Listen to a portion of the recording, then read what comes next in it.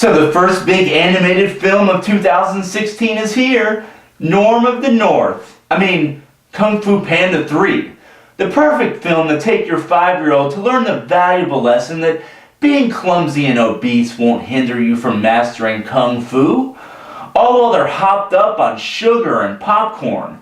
It's what contestants on The Biggest Loser fantasize about when they drop out and sink their teeth into that first Snickers bar.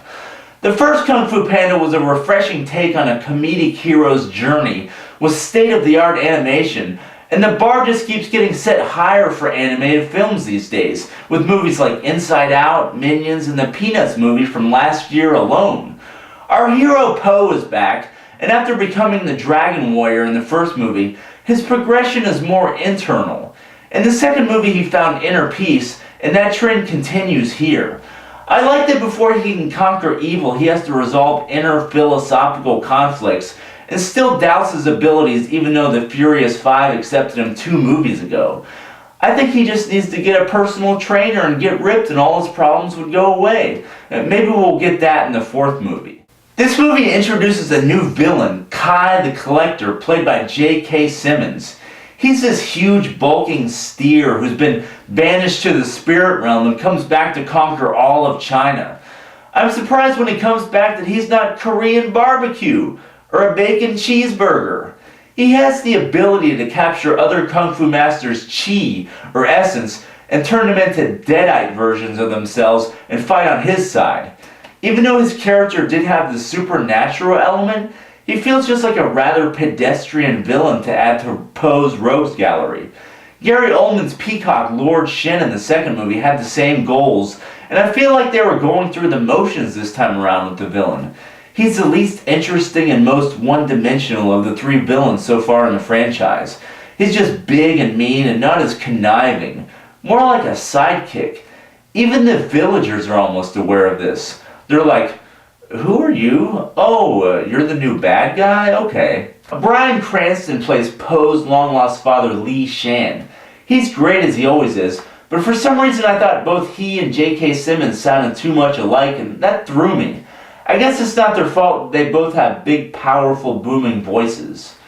We had all this build-up, and now we get to see the Panda village with all of Poe's family. I wish there was more to these characters. They're just there for more slapstick comedy. They say they don't get up until noon and just lounge around and stuff their faces with dumplings. They're like a family of Chris Farley welfare queens, and all the little ones look like Eric Cartman. I was waiting for their village to be revealed as another Truman Show, with Chinese researchers secretly feeding them and manicuring their lawns when they were asleep. My favorite character from the ensemble cast is James Hong, who reprises his role as Mr. Ping, Poe's adoptive father. I love that this little old Chinese man, or goose, acts just like an overbearing Italian mother. I just wish they could do a crossover when the new DuckTales comes out. Some of the other voice actors felt underutilized. David Cross, Seth Rogen, and even Angelina Jolie aren't really given chances to shine, and are just in this movie to add to the name recognition. The animation in this movie is breathtaking as we've come to expect. I was amazed by the spirit realm in particular. The depiction of nature with this otherworldly glow and suspension of physics makes it look like a Bob Ross painting on LSD.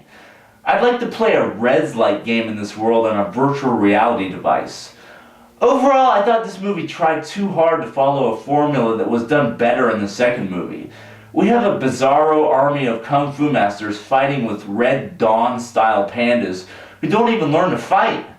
I felt like it was a cop-out that betrayed what makes this franchise great in favor of more physical jokes.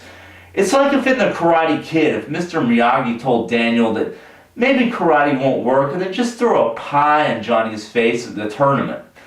Poe's development as a stronger and more confident character helps counter this, but I really felt like I was watching a direct-to-video sequel rather than a full-fledged sequel.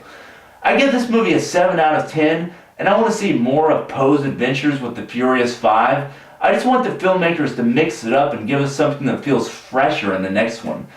This is still my favorite DreamWorks franchise, And I'll be there at the 4th one, even if most of the kids who saw this one are angsty teenagers by then and won't be. Thanks for watching, and I'll see you next time.